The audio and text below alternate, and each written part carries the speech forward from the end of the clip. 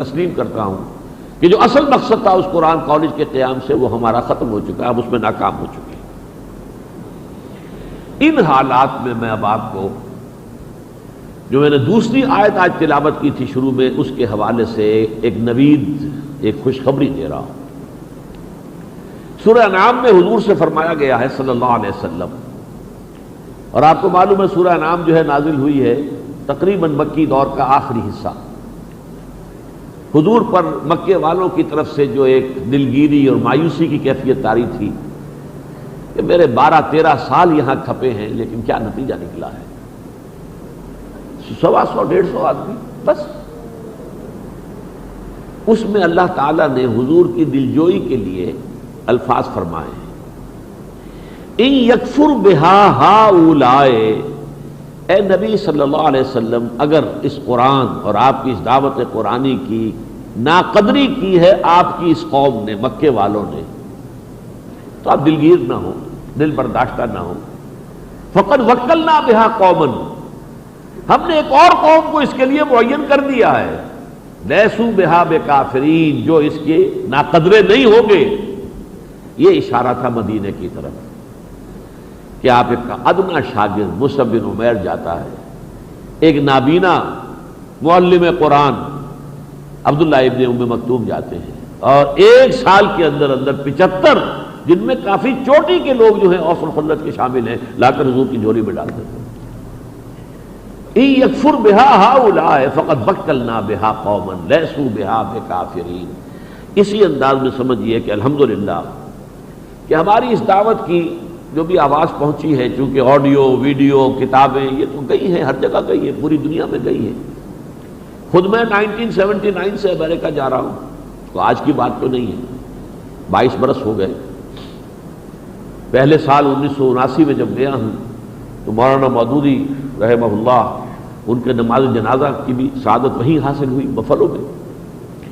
بہرحال وہاں ہماری اس تحریک نے اب یہ شکل اختیار کی ہے، 15-20 نوجوان اعلیٰ تعلیم یافتہ ذہین باصلاحیت، وہ اپنے کیریئر چھوڑ کر، کوئی میکینیکل انجینئر ہے چھوڑ دیا، اب وہ MA PhD ان ہیومینٹیز میں، یہ جو فکر جو ہے، سوچ جو ہے، نظریات جو ہیں، افکار جو ہیں، فلسفے جو ہیں، یہ جو اصل جڑ بنیاد ہے اس تہذیب کی، یہ تہذیب جو ہے اس کی بنیادیں ہیں فکری نظریاتی۔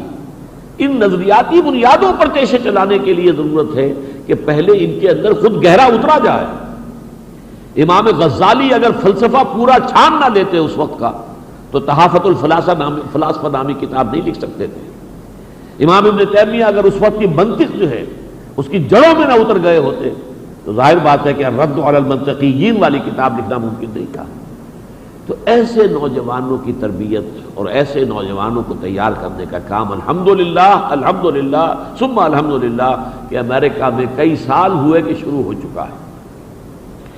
ان نوجوانوں کے جو لیڈر سمجھ لیجئے، گل سرسبد باسط بلال کوشل ہیں پاکستانی، 8-9 برس کی عمر میں ان کے والدین شفٹ ہو گئے، وہاں چلے گئے تھے، باقی سب کچھ وہاں پڑھا ہے، وہیں کی تعلیم وہیں کی، اور وہاں اب اس وقت 2 یونیورسٹیوں سے بیک وقت PhD کر رہے ہیں، 2 MA کر چکے ہیں وہاں کی یونیورسٹیوں سے۔ لیکن یہ کہ ڈروز یونیورسٹی میں بھی ان کا PhD کا کام تقریباً مکمل ہو چکا ہے، تو سارا کام مکمل ہو چکا ہے، تو کچھ ہی دیر کی بات ہے۔ اور ایک اور جو ہے ورجینیا کی یونیورسٹی جو ہے، یونیورسٹی آف ورجینیا، اس کے اندر بھی PhD مکمل کر رہے ہیں۔ اللہ نے ایک خاص ان کو اس کام کے ساتھ ایک مناسبت عطا کی ہے۔ وقت پر اللہ تعالیٰ لوگوں کو اٹھا دیتا ہے، اور عجیب ایک حسن اتفاق سمجھ لیجئے، میں نے جس 1967 سن میں اسلام کی نشرت ثانیہ نامی کتابچہ لکھا تھا، اور اسی سن میں تنظیم اسلامی کی قرارداد تاسیس مرتب کی تھی اور اس کی توضیحات لکھی تھی، اسی سن میں ان کی پیدائش ہوئی۔ اور عجیب بات یہ کہ میرے یوم پیدائش سے ایک دن پہلے یہ پیدا ہوئے ہیں۔ میری تاریخ پیدائش 26 اپریل ہے، ان کی 25 اپریل ہے 1967۔ بہرحال یہ جو کام وہاں پر اب ہو رہا ہے، اس وقت ہمارے وہاں کے چند ساتھی جو ہیں پاکستان کے دورے پر آئے ہوئے ہیں۔ میں کچھ اور اقدامات بھی سوچ رہا ہوں کہ تنظیم اسلامی نارتھ امریکہ اور تنظیم اسلامی پاکستان یہ کلوزر آئیں، ایک دوسرے کے قریب آئیں، ابھی تک ان کے درمیان جو ہے لائزون اور ربط و ضبط جو ہے